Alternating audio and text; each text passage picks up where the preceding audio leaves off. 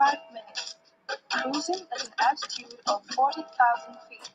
For your listening pleasure, there are 12 channels, so with your relaxation, enjoy some cool vibration.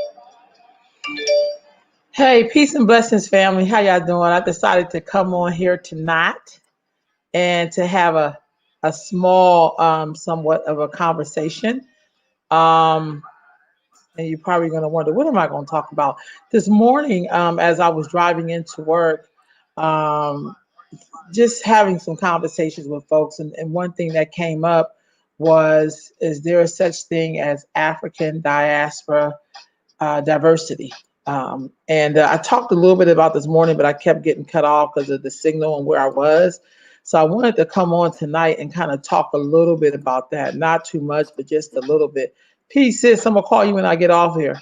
So as you can see, I have this map of Africa on the side. And so um, I always think anything is possible, but I also think it becomes more possible as we talk about it, because all of us are at different understandings. All of us have different ideas of the way we see Africa, what we think Africa is. Some people think Africa is a country or a section.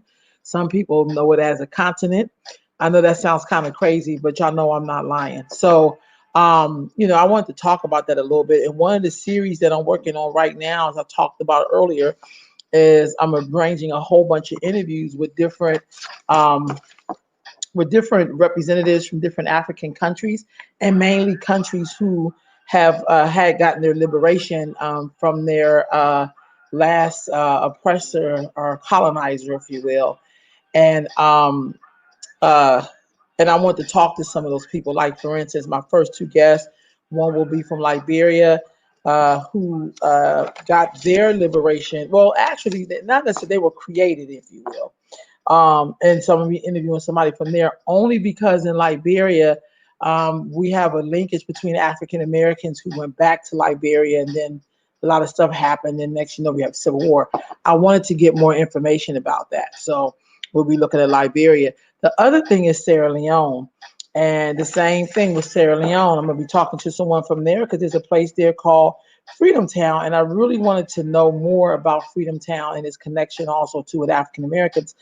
And so they got liberated. They were liberated in April the 27th, 1961, from Great Britain. So I just really believe it is really possible to talk about each other in our own diversity. I don't believe in generic history. I think that kind of gets us in trouble a lot. I think even here in Sacramento, I can be the same age as a Black woman. Don't mean we're having the same experience. Even if we have some similar experiences, our responses or the way we, deal with it may not be the same. So I think having a series that looks at the diversity of the continent of Africa, of the countries within Africa, within the different, ethnic groups that they have there, the different languages, the different cultures, the way they believe spiritually or whatever it is that they do. I put that map up there because I think sometimes we have to become a little bit more familiar with Africa in terms of what it represents. It's a whole continent. Look at all these flags. This is Africa all the way down to the tip, on which tip, whatever, so, and then there's also some islands out here too that you really can't see, that really never makes the map, except for that one little piece sometimes makes it over here on this side. Sorry. So that sometimes that piece makes it. So I wanted to do this series. So right now I'm basically lining up a bunch of interviews, and I'm pretty excited about it. I'm getting a chance to talk to people who I've never talked with before about Africa, about its diversity, and given the history, because I always want to know the history of places. Even though I know my own DNA lineage, I still want to know the history of the countries. One of the things I do want to show you all, let me see if I can get this up.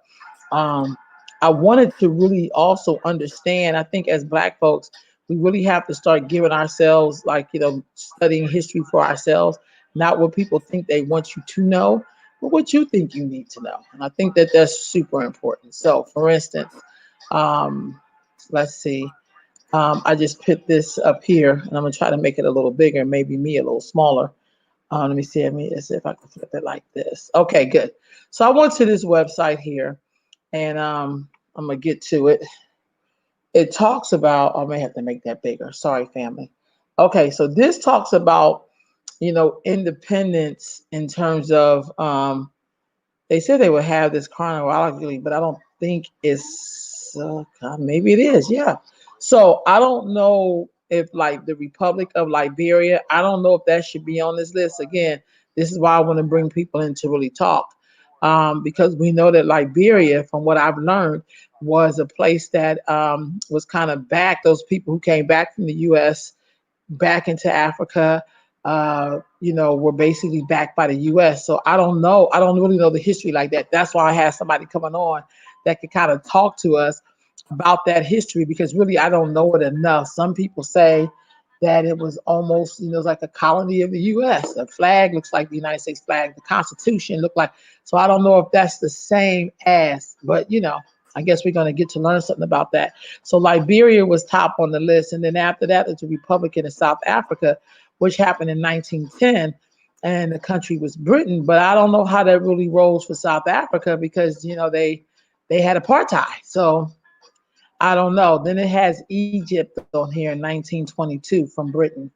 And I'm gonna be honest with you, I'm really concerned with countries that have sub-Saharan African people in it. I'm not. I think because I still don't know what Arabs are. I'm being honest, and I'm not trying to be funny, but I think those are conversations we really, really need to have. So they do have Egypt, but they have Ethiopia in here, the People's Democratic Republic of Ethiopia, and that was in 1941. Now, then they have Liberia on here from Great Britain in 1951. So already I'm counting at least two Arab countries that received their liberation. Okay. And then you have all these northern countries like Sudan and Morocco and Tunisia and Morocco again. They all got their liberation from Spain, from France, from Portugal, from Egypt. So that's Egypt slash Britain slash Egypt. So I don't know about that, but I will tell you this.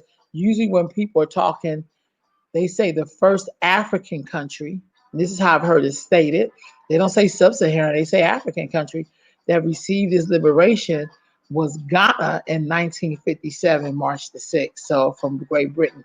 So I don't know. So what I want to do is that as I come together with these interviews, I really, really want to talk to people who can give us some insight on what that really means.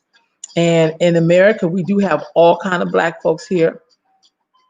I think it would be really nice to hear some of the history. I'm going to be doing interviews, people all across the country. But I want to know about Ghana. I want to know about Guinea, and Cameroon and Senegal and Togo. So if you notice in the 1960s, in particular in the 1960s, so from Guinea was in 1958. They, they got their independence away from France, and that was the Republic of Guinea. But then in 1960, it looks like a lot of African countries: Senegal, Togo, Mali, uh, Madagascar. Sorry, 1960 all the way down. They also have the Congo, 1960, Somalia, Benin, Niger, Burkina Faso, Cote d'Ivoire, um, Chad, Central African Republic, the Congo, uh, Gabon, Nigeria, and then this is like Mauritania.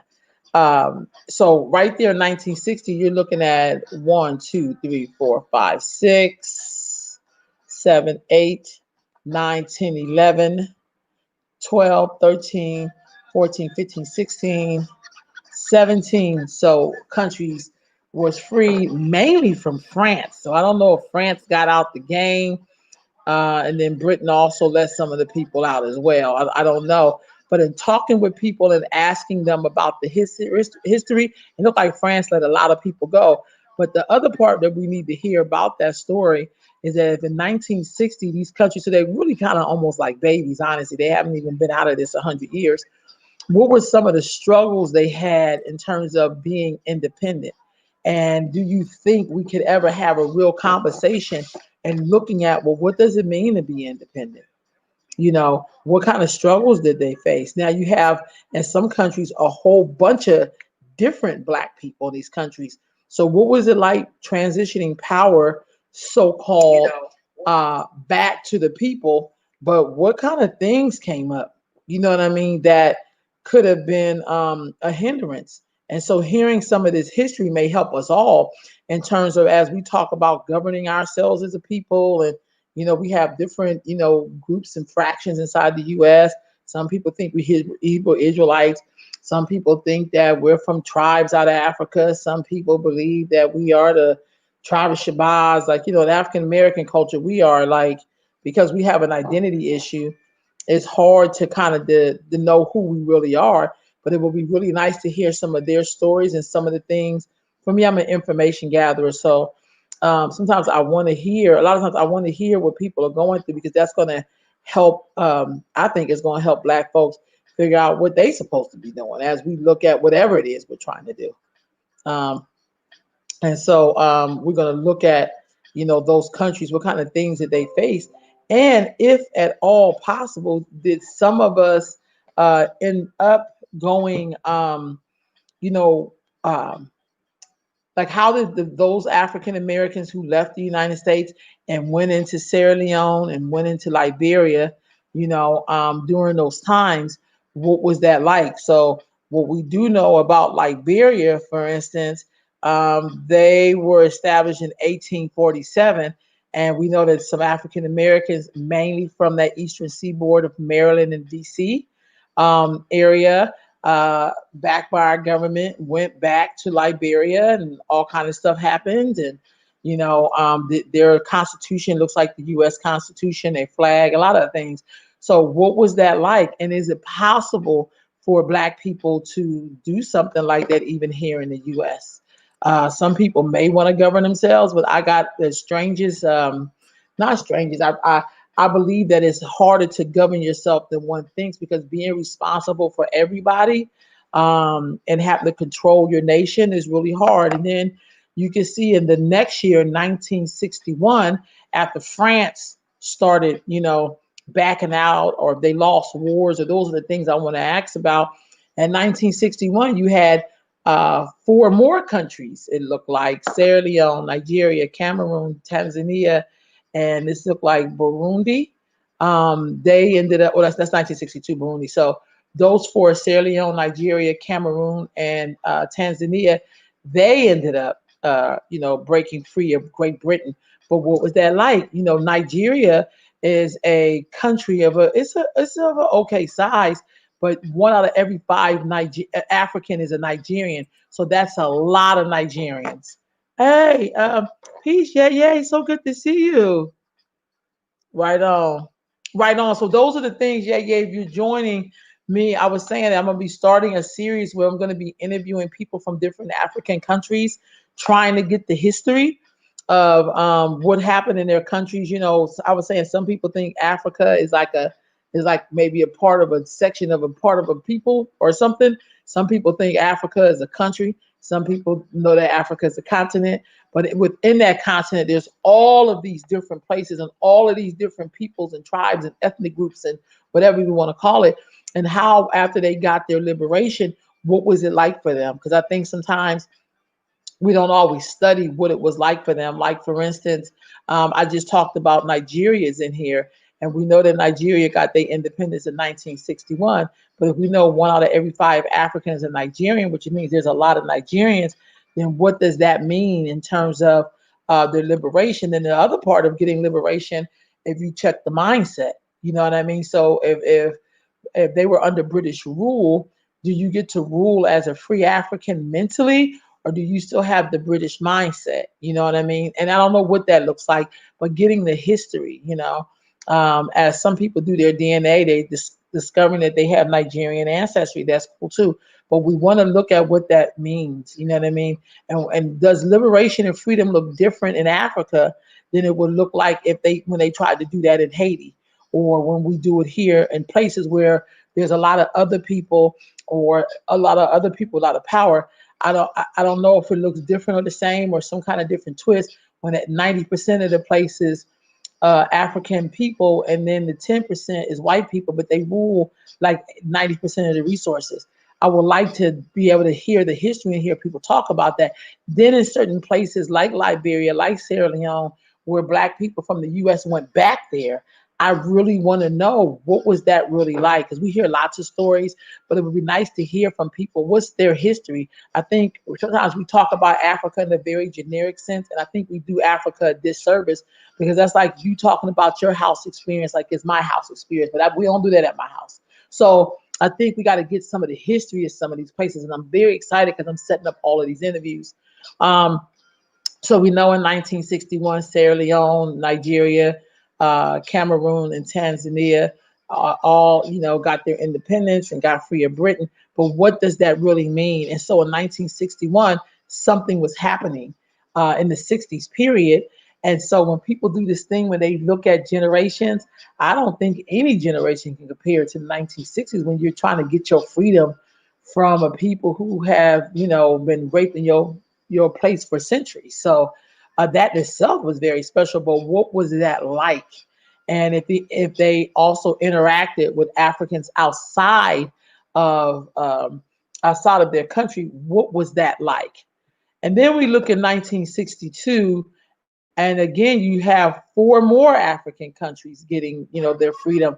Then the Belgium, who some people say that the Belgium were the wickedest white people in Africa. I mean, I don't know. I heard people say Belgium. Some people say Britain. I think King Leopold is from Belgium. This man cut off people's limbs and in the Congo. So so we're talking about this. We get to Burundi, Rwanda,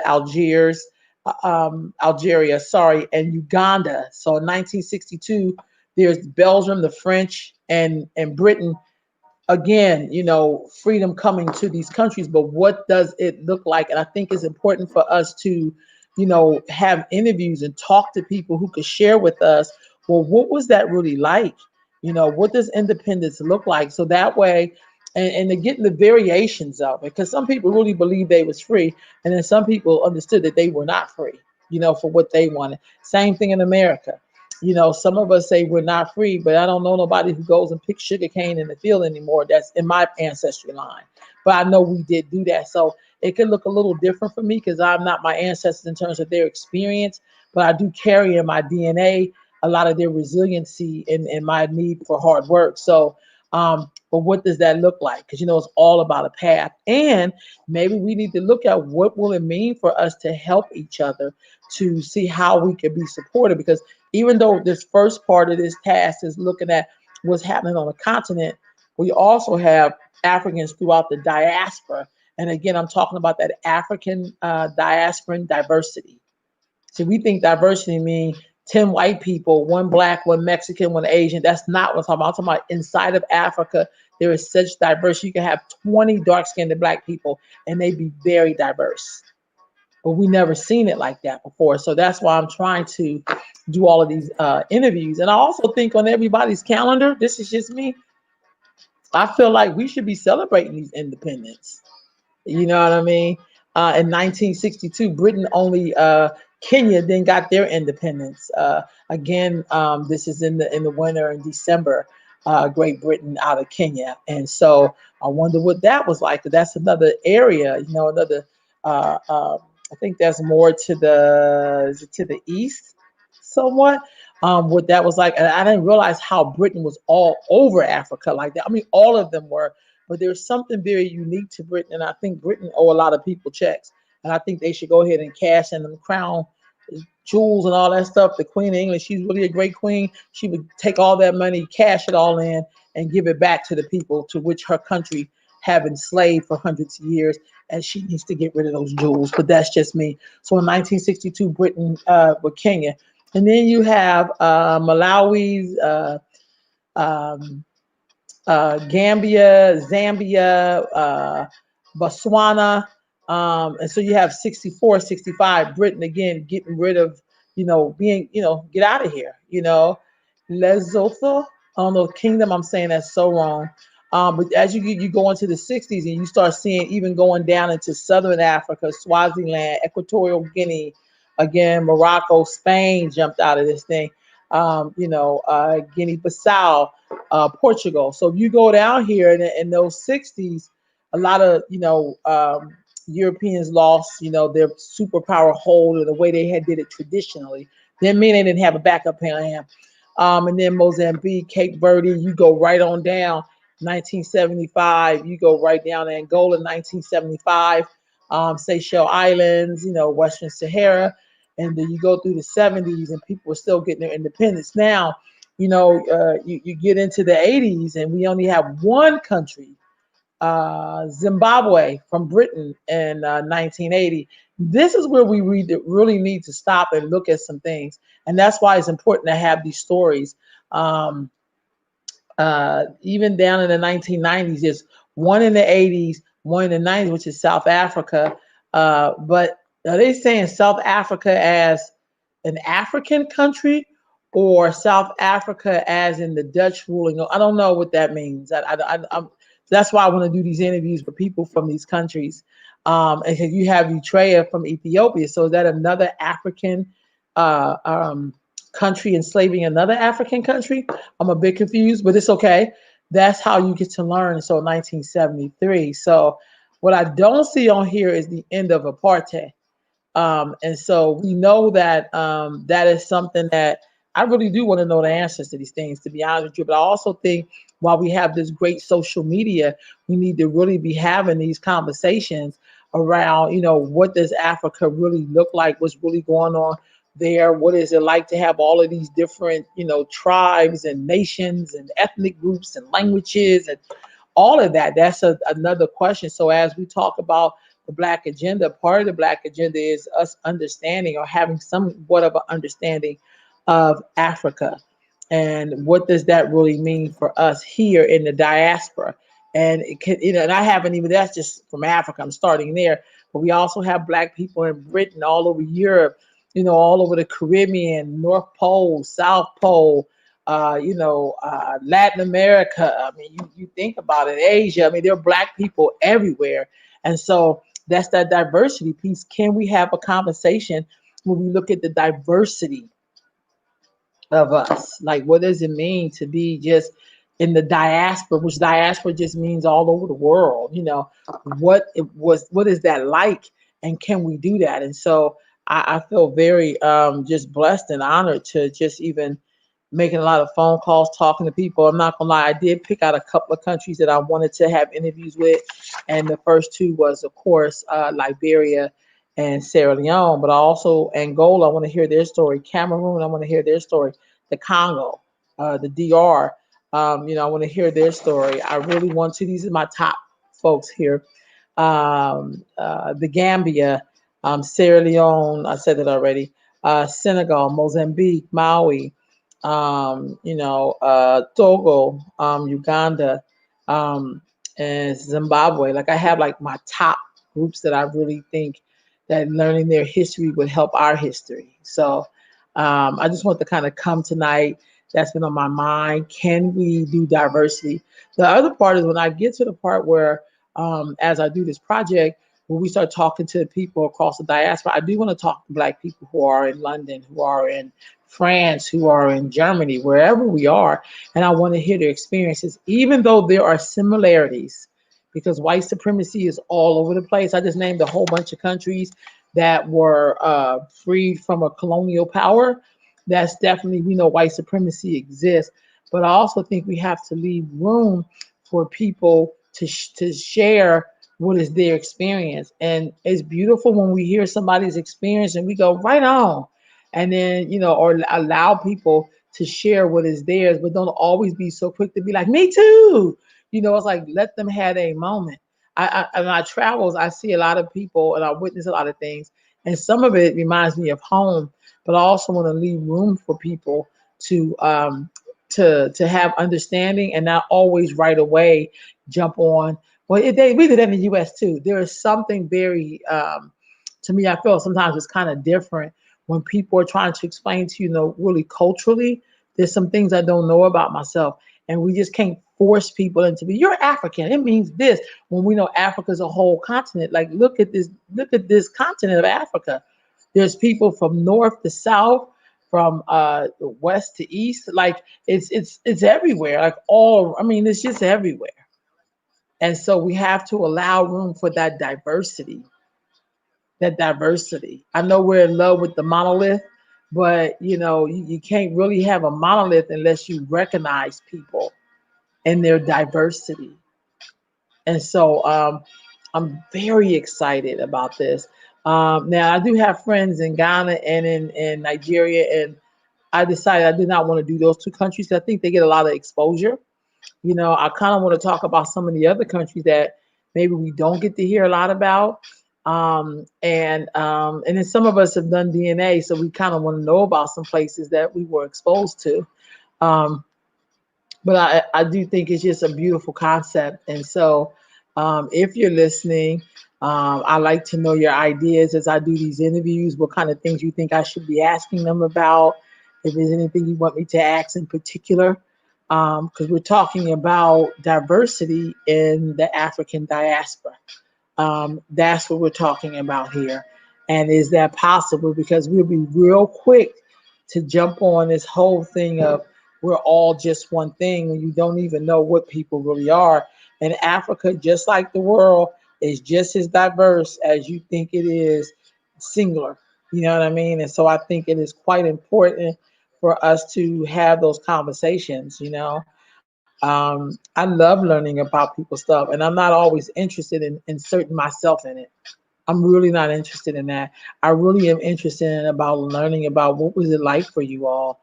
And I also think in order to defeat this monster called white supremacy, is that we cannot do black supremacy, which I don't even think that's a real thought. I don't even know I even said that because you have to have a lot of power to do it. But I'm not interested in us getting rid of white people for us to be white people. Like I'm not interested in that. I'm not interested in us thinking that it's okay for us to oppress and murder each other or be mad as hell when white people do it. I'm not interested in that either. And I'm not interested in any excuses. What I am interested in is how do we dismantle and not copy the things that were done to us on each other. And I think some of the answers to that could be in studying what happened around this whole globe as it pertains to African people. Like, what can we do? And so, studying, and I thought starting with countries who have gained their independence. And it seemed like 1960, there was something very special about 1960. I was born 1971, but there was something very special. And I think if we don't teach young people and those who are newly awakened or woke or whatever we want to call it this decade, if you don't learn from your past, you're you won't even repeat the good stuff of it because you don't even know that it was good. So there was something about liberation. If liberation came right now, like right now, there's a lot of talks around equity and racial healing, but if you don't even realize where you're at or what's happening to you, you can't utilize any of those resources. You can't utilize any of them. So that really means we have to have some real conversations about what happened before us. I'm always interested in learning about right out of slavery. What was it like for descendants of enslaved people right out of slavery? I want to know what that was like.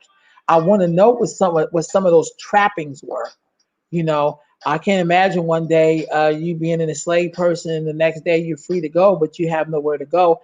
And you have to always know when people free you, they usually have a backup plan and probably like fire them to get you to do the same thing you were doing before they freed you. And so that's why we have to study that. We have to study it all. So anyway, family, I just wanted to share that with you. This is a great undertaking, if you will, because I've been talking to a lot of people from those different countries and getting people to talk to you about the history. Some people are feeling some kind of way about that, about what happened in their country, and I get it. One time I had a gathering at my home, and it was a lot of Ghanaians here, and it was a healthy argument. But I guess during their war, which I didn't really know much about, these people were somewhat on opposite sides in their country, and so it got heated. And then one of my friends was explaining to me that who they were, like they were in the old world, if you will, they were on opposite sides. And I thought to myself, wow, like could you imagine us having a conversation with like a Crip in the Blood and now they're in a new country. And even though they work together in the new country, because in this country they're kind of like seen as one group, but still those old memories come up, and they was feeling kind of passionate about the things that they had lost in that war. So I mean, I didn't know know much about that, but um, I'm looking forward to learning this. I'm so hungry for that.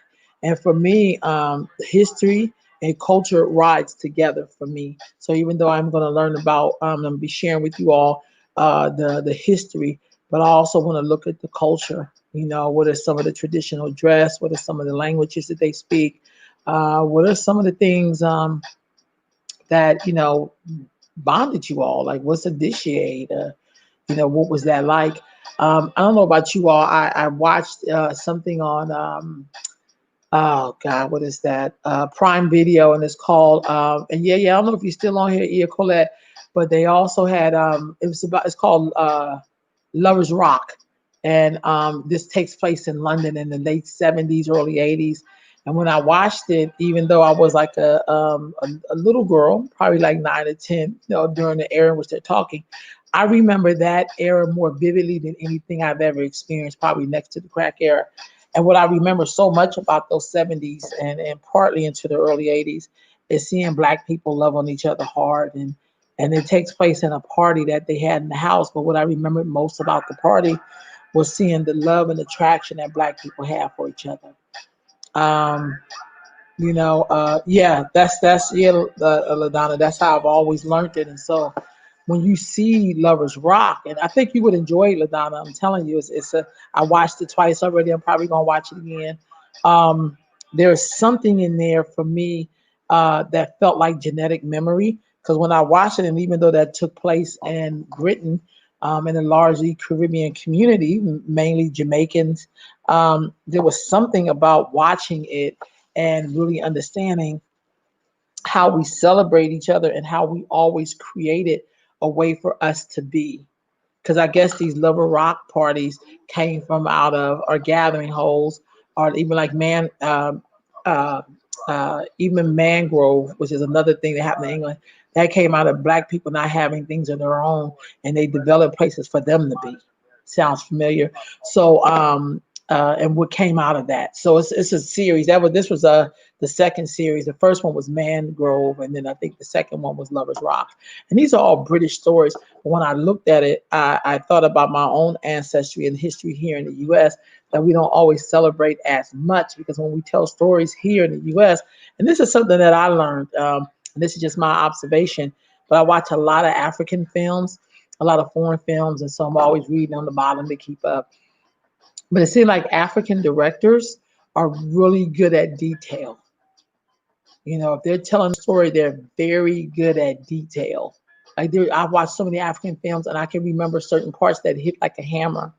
And sometimes in America, when we're telling stories, sometimes we soften the blow. We never really, we have to consider how we're telling, or how we may make some groups feel. So we don't always tell the truth. You know what I mean? We don't show the brutal or the brutality of what has happened to us. So we're always considering other people's feelings. But when you see um, Lovers Rock, you can really feel the love, and the people look so beautiful and so healthy, and learning about these African countries, and can there be diversity in African countries, or telling of African stories or African people. I would say yes. Yes, there's always diversity there. And I'm centering it around all the countries that got independence, because I want to know, what was it like. One of the things I love about Cuba, because I've been to Cuba so many times, I love learning about their revolution. And I've been to the place where Fidel was held in jail, and where they had to shoot out, and the bullet holes are still in the wall, and they tell the story of what it was like for them to get liberation. I would like to hear those same stories about these African countries. And I can't believe that, like 17 African countries got freedom in 1960 alone, alone. And I feel like, man, that to me is so powerful, and that we gotta understand the history. So again, if you're just joining me, I have this up here, but what I was sharing was, I'll try to make sure I can go back to this really quick. That I'm working on a series where I'm interviewing African historians and storytellers about the history of African countries who got their independence. And so I have this list that I'm working from. I have two lists, and this is the one I can share here. So this one kind of tells you like what country and where were they liberated from. So for me, I'm starting the first two countries that I'll be doing interviews on is Liberia and Sierra Leone, only because um, I didn't know that African Americans had a link and a connection to them. Like when I met somebody from Liberia and they was telling me about Freedom Town, I was like, "What is that?" And then they started giving me the history, and it had a lot to do with African Americans who came back to Africa and ended up there. And then also I met a lot of Liberians, and in their history, that was a colony that was kind of made up by Americans. And even though African Americans returned there, they were backed by the U.S. government because of the rubber trees. But learning the history will help us to have better camaraderie, I feel, when you understand what's going on with people. So then there's all these other countries, and I'm starting with, Guinea and Senegal and Togo. So in 1960, like 17 African countries were freed. And then next year, 1961, and then 62, 63, 64, 65, 66. No one in 67. 68 was three more.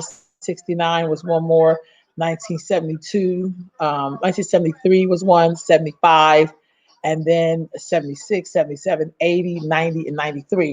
So those were countries that received their independence. And I so want to know the stories because I think that's going to help us to understand each other better, the history better.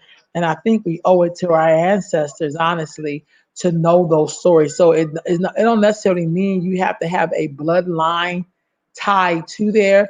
To me, it just means we should know about these countries because we are all connected. And in America, we're meeting people from all of these places. You know what I mean? So that's the series. And so I'm feeling really good about it, hopeful. A lot of interviews, talking to people at a lot of embassies and people who know folks that know folks. And, I'm trying to get the language barrier down because I don't speak other languages like that, even though I'm not saying I'm not willing to learn. But I want to get that history. It is so important for me to educate my people and to use this social platform to do it.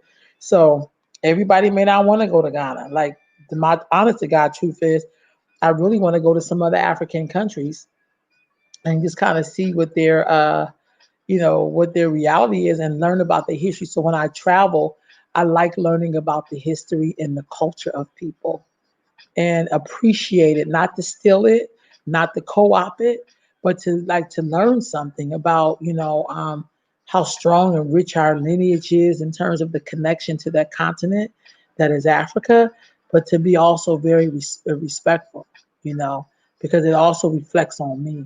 So I'm very grateful. Yeah, me too, sis. Me too. Like I just, and it's a trip. I'm meeting a lot of people from other countries who are right here, but sometimes they don't necessarily tell you who they are. And they kind of talk about that a little bit.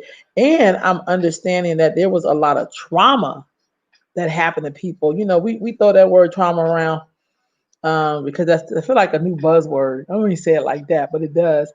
But also, people are coming from countries where there's a lot of trauma there too in their country, and then they're coming over here, and then they're trying to collaborate. Hey, good night, sisters. They're trying to collaborate with Black folks or be a part of the struggle. But I just feel like it really helps us to understand what they've been through as we're teaching them what we've been through, and that way we can have more respect for each other and the struggle that is us. So I'm very grateful for that. So that's why I said, can we have African diaspora diversity? And I say the answer is yes. But I think there's a lot of healing in that. There's a lot of peace in that. And there's a lot of wonderfulness in it. Because there's something about reclaiming. I feel like part of my work is to reclaim, for me, ancestral ties. Like, for real, for real. I want to end on this. So I have an Uncle Stanley who is, who was, because he's been dead about 17, 18 years now. And I made sure that he got a headstone. That was kind of like one of my missions. And yesterday I got a certificate in the mail from the President of the United States. Basically, it's a memorial certificate for my uncle who served in World War II. But this is also my uncle who basically bought people houses, gave people jobs, because he was one of the first black foremen in the city of Philadelphia. It's very close to him. I learned a lot about my history. And so for me, it is those ties. I often think, I wonder what it would have been like for my uncle if he could tell you what country in Africa he was really from. And I know he died not knowing any of that. But what he was a very proud man. We also had someone in my family who fought in World War One.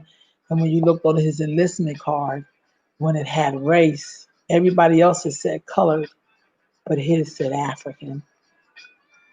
So I just feel like we just have a duty to connect those ancestral lines in the form of the reality that we know is the physical right now. And that's why I'm doing this project to bring that history. These would be 60-minute interviews with people from various African countries, giving us the history on how they got to be where they are, or what's the story of their country, how did they get to liberation, and what has it been like afterwards, and what was it like trying to govern yourself after being under colonial power. So anyway, family, that's all I got for tonight. Hey, Sister Tanya, it's good to see you. So I'm excited about this undertaking. A lot of stuff going on here tomorrow. Sister be back with Wellness Wednesday. And then tomorrow night, Brother Michael Benjamin will be on with the People's Platform. I'm really excited and then I'm also working on a dating show. So working on my first contestants who will be going on a virtual date, and they're going to come back and share what their virtual date was about, because last night conversation kind of sparked that. So I'm excited about that. So looking at ways to hook up folks. So and I'm excited about that. So I got my first couple and working out the arrangements now. They're going to do a virtual date, and I'm going to pick up the tab for whatever it is that they get while they're eating and having a virtual date. So I'm like, oh, okay, now I get it. So I'm just very excited about these undertakings and this work. And we're still, that's a part of this series as we look at Black men and Black women, seeing how we can work through some of the things in terms of things that separate us, because we don't get to talk about that a lot. We get to watch other groups celebrate it, but we don't talk about that a lot. So we want to do that here. So anyway, family, I will see y'all in the morning. Have a good evening. Peace, fam.